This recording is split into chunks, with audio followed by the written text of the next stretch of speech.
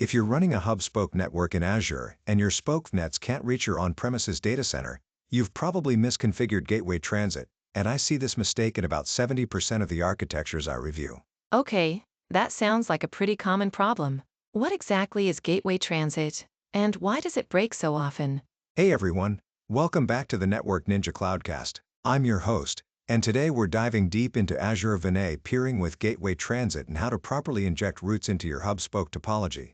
Hey everyone, I've been trying to set up a hub-spoke network for weeks now, and I keep hitting walls with routing. Really excited to finally understand this. Perfect, because this is one of those topics where one wrong checkbox means your traffic goes nowhere. Let's fix that today. So here's my situation. I have a hub VNet with an express route gateway connecting to our on-premises network, and I've got 3 spoke VNets peered to the hub. But my spoke workloads can't reach anything on-prem.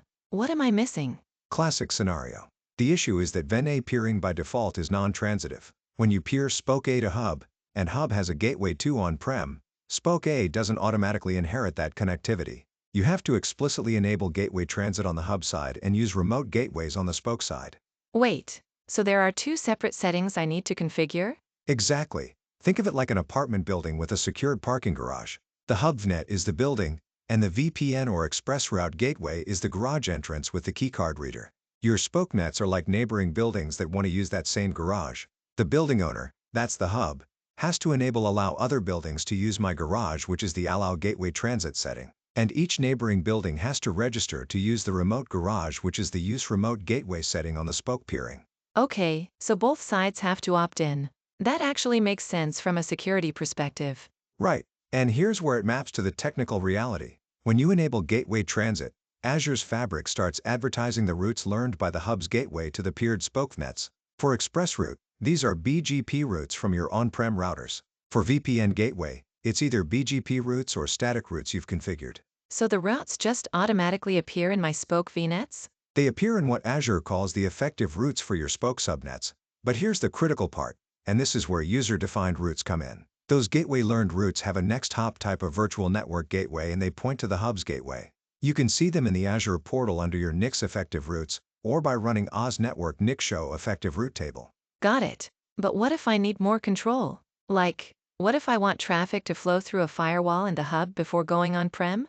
Now we're talking about route injection with UDRs, user-defined routes. This is where hub-spoke gets powerful, but also where people make the most mistakes. Let me give you the scenario. You have an Azure firewall or an NVA sitting in your hub VNet. Let's say it has a private IP of 10.0.1.4. You want all spoke to on-prem traffic to flow through that firewall for inspection. So I'd create a route table and attach it to my spoke subnets? Exactly. You'd create a UDR with the destination of your on-prem CIDR, let's say 192.168.0.0 out of 16, and set the next hop type to virtual appliance with the next hop address of 10.0.1.4, your firewall's IP. But here's the gotcha, and this trips up everyone. You also need a route table on your gateway subnet in the hub. Wait, the gateway subnet needs routes too? I thought traffic just flowed through the gateway automatically. This is the non-intuitive part. When on-prem sends traffic destined for your spoke VNet, say 10.1.0.0 out of 16, that traffic hits your express route or VPN gateway first. The gateway needs to know to send that traffic to your firewall at 10.0.1.4, not directly to the spoke. Without a UDR on the gateway subnet, return traffic bypasses your firewall completely. Oh, so you'd have asymmetric routing. Traffic goes spoke to firewall to on-prem, but return traffic goes on-prem to gateway directly to spoke, skipping the firewall.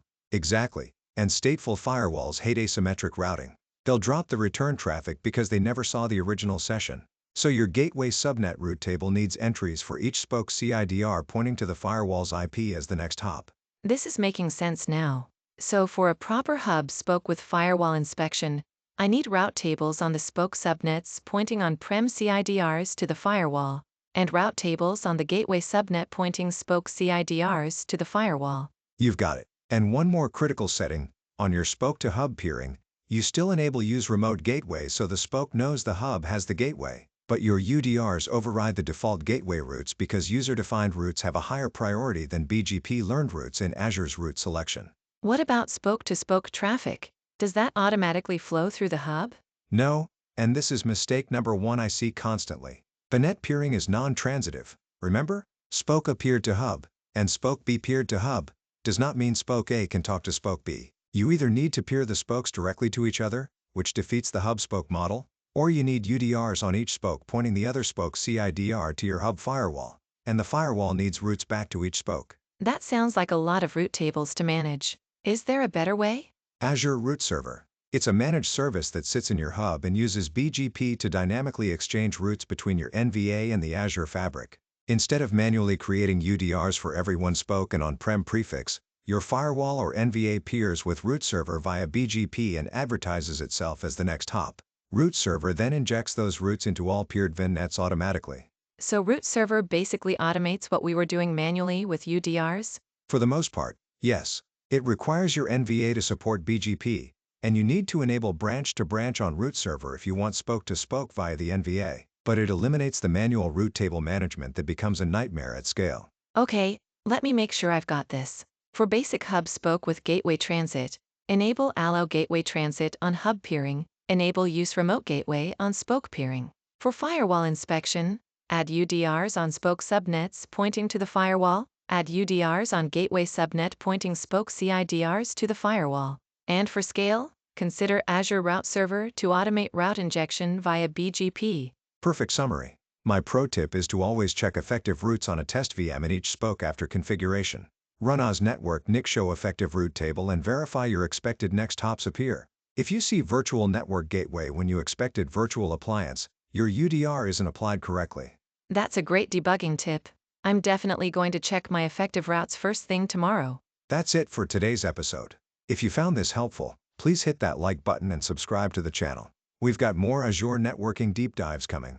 And share this with anyone struggling with hub-spoke routing. This stuff isn't obvious until someone explains it. Thanks for watching the Network Ninja Cloudcast. See you in the next one.